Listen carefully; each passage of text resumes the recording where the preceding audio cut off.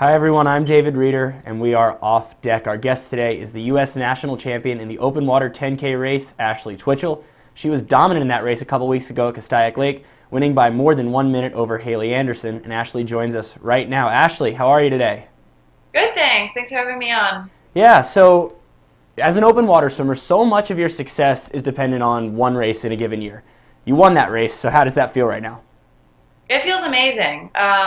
My goal was to make the World Championships team in the 10K. So to do that, I had to place top two, and really, really happy to come away with the win. Yeah. So you'd been on the World Champs team before, but not in a few years. So what does it feel like to be back after that, after missing it 2 years ago? Yeah, I'm really well. I was on it. I was on the World Championships 2 years ago. I missed it in 2013, and I was on it in 2011. But I've actually never swum the 10K at a World Championship. So I'm really, really looking forward to racing all these girls internationally at a World Championships in the 10K, and I get the opportunity to do the 5K as well. So I'm really excited for that. And like you said, I did miss the Olympic team last year, so being back on an international team is really exciting. Yeah. So I wanted to talk about sort of what happened in that race, because you got way ahead, won by more than a minute. So what exactly happened? Did you kind of try to do that, or did it just sort of happen that way and you realized that it was going real well? A little bit of both.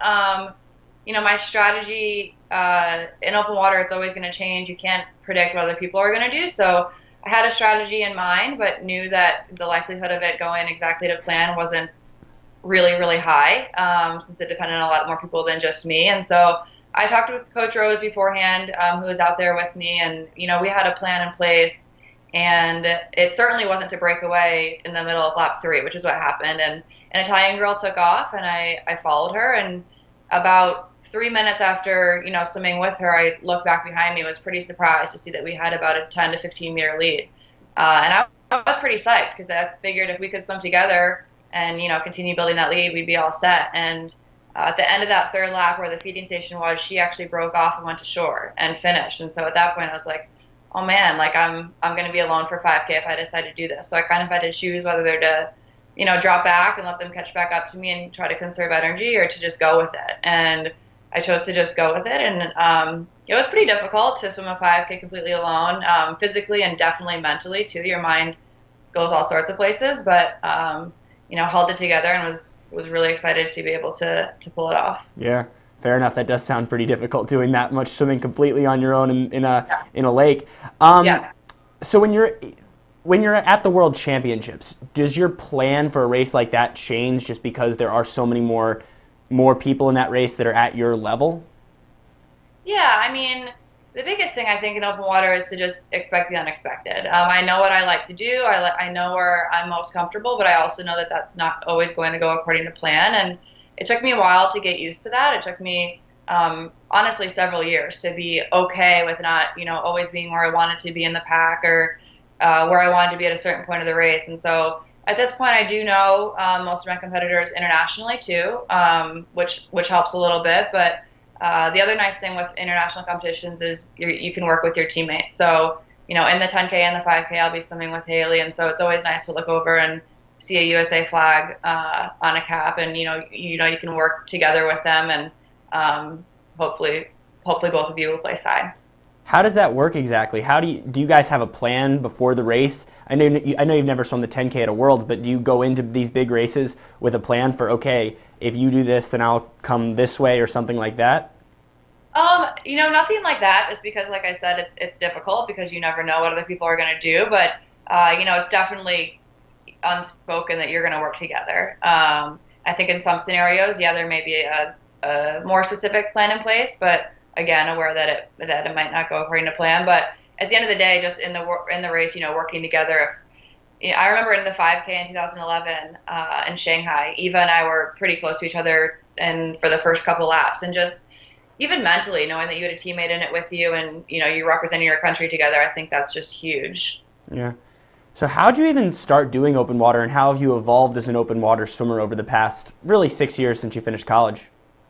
Yeah, so I grew up vacationing in Florida with my family for 2 weeks in every spring break. And so since I was taking 2 weeks, out of the pool, I would always do ocean swims with my dad, which I loved. And I did the Swim Across America in the Long Island Sound several years, which is not a race, but a fundraiser at a 4 miles ocean swim. And I love that as well. And so in 2010, I decided to give Open Water Nationals a shot, and it actually went horribly. I think I finished second to last in the 10K, and it was in Long Beach. The water was freezing, and I had never swum that long. I had no idea what I was doing, and I actually don't remember the last half of the race. I was just so out of it. And so when I finished that 10K, same as it is now, the 5K was 2 days later, and my parents and my coaches were kind of like, you don't have to do the 5K just because of how badly the 10K went. But I knew that if I didn't do that 5K, I would probably never touch open water again. And so I did the 5K and ended up placing 8th, so a much better finish. And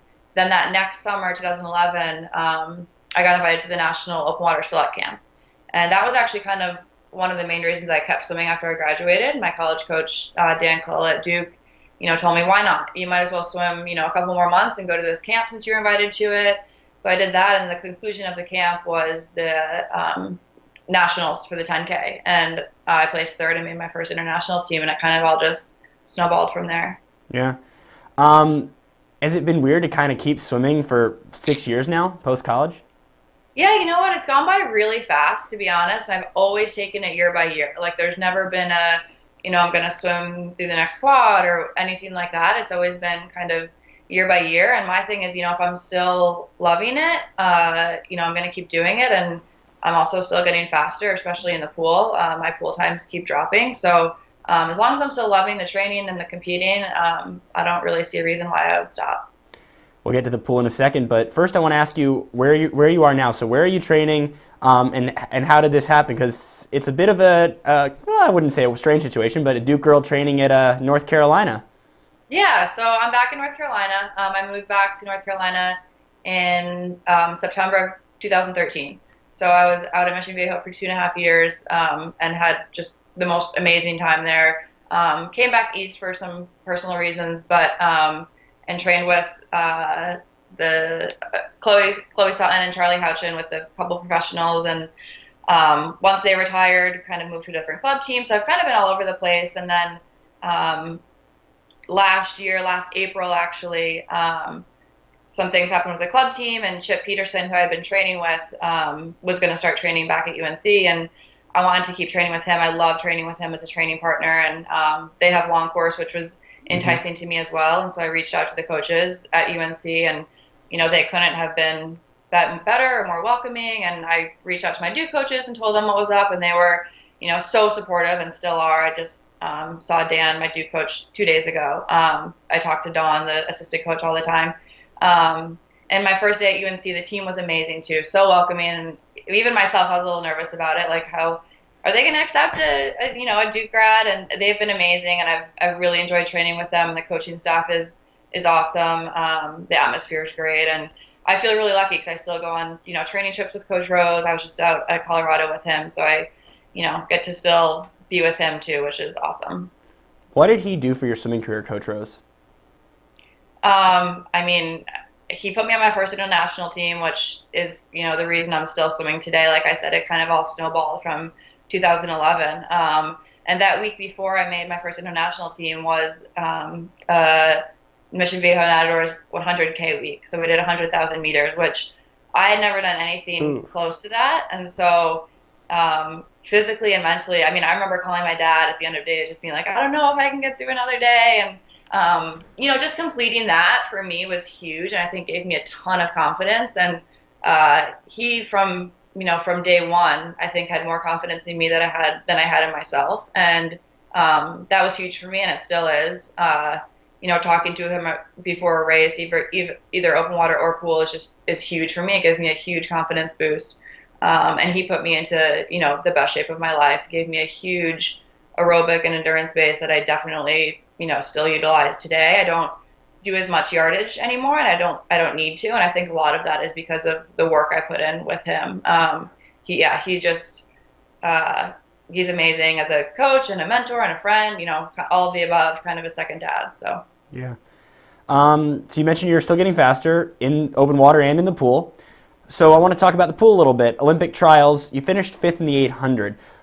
What were you thinking after that swim? How did you feel about it, and what was your plan kind of moving forward after a big meet like that?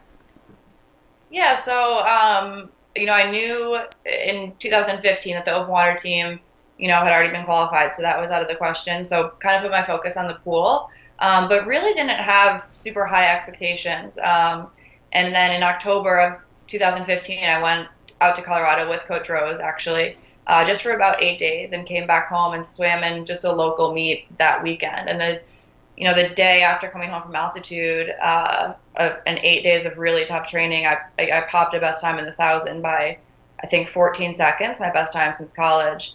And that gave me that was kind of like a whoa, like maybe I could do something at Olympic trials. And kind of just kept working on my speed a little bit more, my turns a little bit more. At that time, I was training with Roz Kukurenku with the Titans, and he was awesome in helping me develop my speed for the pool.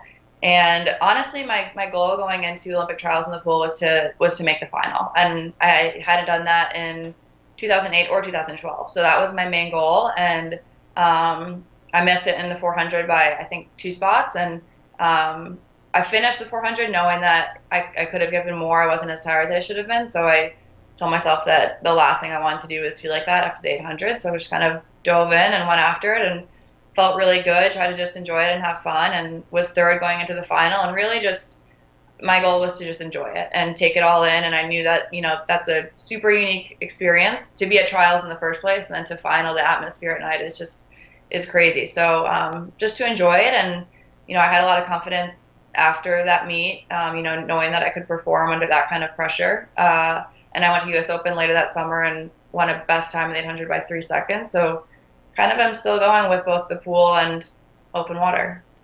Then you got a silver at Short Course Worlds in the 800. So what was Yeah. that? What was that whole experience like? And were you surprised when you were standing up there with a silver medal? Yeah, I definitely was surprised. When I got the invite to go to Short Course Worlds in the pool, I kind of hesitated and doubted myself. Like, I think I have confidence in myself, or I know I have confidence in myself now on the international level in open water, but pool not so much. And I kind of questioned whether I was, ready to be on that kind of stage in the pool. And my coaches and my parents and my husband were all like, "You're crazy! Like you got to go." So I couldn't be more happy I did. And kind of like trials, I know that I perform better when I'm just enjoying the moment and not thinking about, the pressure or anything, and kind of taking it all in. And that's what I did. And prelims felt really good. And I just kind of went after it in finals. And it was great to have, Leah next to me with an American flag cap. And I think we were the first race to go 1-2. So that was really exciting too. So you're already on this World's team to Budapest. Are you going to try and make it in the pool too? I haven't decided that yet. Okay. I had every intention of going to pool trials in Indy later this month, and after our open water nationals, knowing that I'm going to be doing the 5K and the 10K, there's also a team pursuit, so that's totally up for grabs. We don't know who's going to be on that, but that's an option as well. And I haven't decided yet. I still have to kind of weigh the pros and cons and kind of decide there, but as of now I'm kind of leaning towards either not going or kind of just swimming through it. I don't think I'll rest or taper for it, just so I can be ready to go for Budapest for the open water. What's it like swimming with Chip? It's awesome. It's kind of funny. We were talking about how so I was at Duke while he was at UNC. We were just a year apart in school. He was 1 year older than me, and we obviously didn't train together then. And then I was out at Mission Viejo, and he was out at Fast in California, so living 20 minutes away, but not training together. And then we were both back in North Carolina, but also training with different clubs. So we've always kind of been in the same place whenever we trained together. And I think it was this like September of 2014 we started training together, and I love it. He's one of my best friends, and he trains really fast, and he has a good attitude, and we just have a lot of fun together. Yeah. So is there a long-term plan right now, or is like you said, is it still just year by year, keep going until you don't want to do it anymore? Yeah, it's definitely year by year. I'm going to probably reevaluate at the end of this summer too. I'm married, and we definitely want to have kids at some point. We kind of have to sit down and decide what to do about that. But yeah, after missing 2012 and 2016 the Olympics, that goal is still in the back of my head, or the front of my head. I still have that fire burning inside to make the Olympic team. So again, I'll reevaluate, but as of now, yeah, I think 2020 is probably in the works. Excited for Budapest? I'm really excited for Budapest. Yeah, our training camp is in Slovenia again, so that was where it was in 2015, and we had an amazing time. So I'm excited for that, and then we have a great team going, a pretty big team. So we have 4 females and then 6 males. So none of the males are doubling up on events. So we have a really good group going, and yeah, international competitions are always really fun, and it's neat. The open water team is usually pretty small, at least compared to the pool team. So you really get to know everyone really well and bond. So yeah, I'm really looking forward to it. Should be a good one. Ashley, thanks so much for joining us. Good luck this summer, and we'll talk to you down the line. Thanks so much. That's Ashley Twichell joining us today on Off Deck. We appreciate her time, and good luck to her this summer at the World Championships in Budapest. I'm David Reeder. We'll see you guys next time.